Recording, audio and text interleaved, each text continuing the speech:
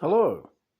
Well, before we get onto the event proper, which is this Work Tough Gear Nomad Bushcrafter, why not have a quick look at what we got on the kitchen counter here?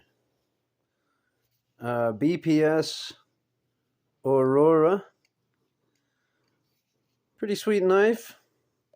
I'm a little underwhelmed, and I think that the steel may be subject to a soft heat treatment, unless I'm still dealing with a soft factory edge. But it feels very gummy.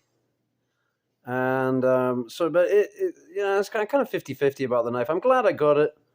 And I used it today for kind of utility tasks, like a beater knife, Don't have to worry too much about it. This is my favorite multi-tool, but in an iteration that I wasn't necessarily aware existed, which is the black one. So I got this secondhand recently, and this is just the old Gerber multi-tool with the one-handed deployment.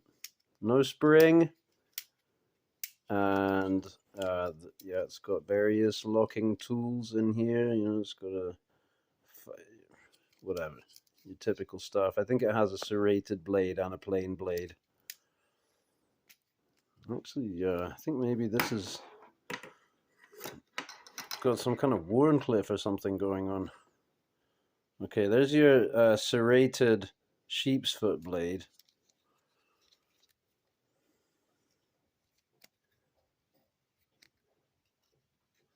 That's the file. Okay, this is, you can see the hump. It's like a modified Warncliffe.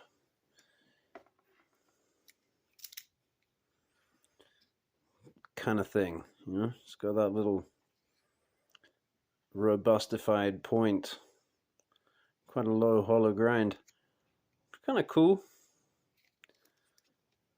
They're actually blades that, I'm always going to have at least 5 other knives on me if I've got this thing on me, but there's still blades that you could be like, oh, well, I'll use the serrated blade for this bit, or I could maybe use that robustified punchy Warncliffe to punch this hole right now, or whatever.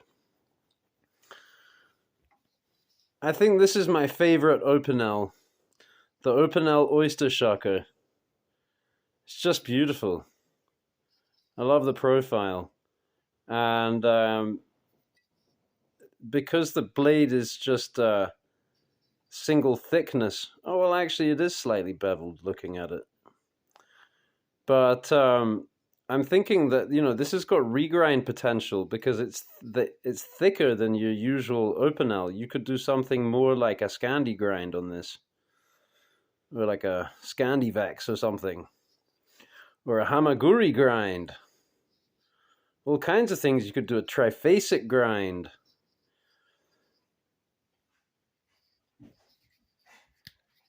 Yeah, I shucked some oysters yesterday with this. 3 good ones and 1 bad. Oh, it was bad. Oh, it was bad. Hey, these little strips of paper that I'm cutting off the kitchen roll come in really handy. I'm realizing that this is actually a really good justification for having a knife sharp enough to slice kitchen roll, is so that you can have all these little strips, because a lot of the time that's all you need. Let's say I got a spoon with some lard on it and I don't want to put that in the washing up because like some whatever frying pan grease or whatever, you're just going to contaminate the water. Whereas if I take this off with this little piece of fluff here, and then I can throw that in the fire and it'll burn really well. This makes an excellent little fire lighter. So that's cool. And actually up here I got another Opinel, which I'm quite fond of. What is this? The number 8, I think. Where's the number? Is there no? Oh yeah, the number 12. The number 12 with the serrated edge. I think they also do a saw in this size, which is really cool. I'd love to have one of those. And I'm thinking about getting another one of these just to play around with the regrind, because I don't think they do a plain edge one. But this thing would be really cool with the plain edge. I mean, you could do machete work with this. It is so brilliant because at this size, you could tell this thing is robust. It's a little difficult to, you almost want to, oh no, okay, now it's going.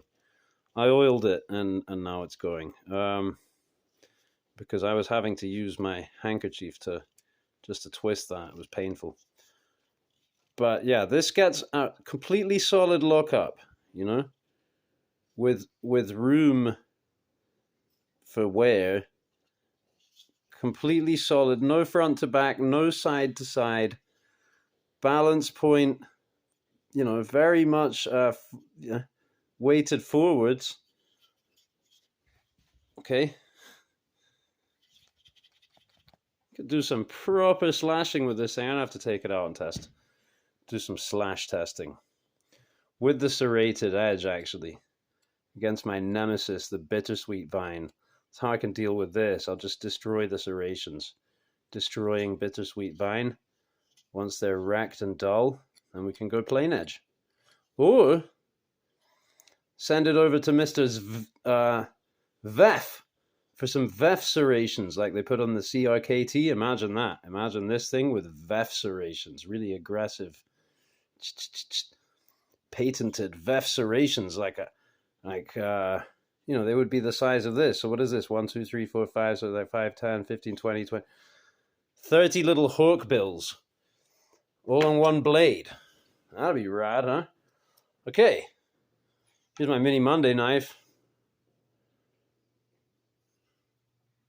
Yes, it is extremely sharp.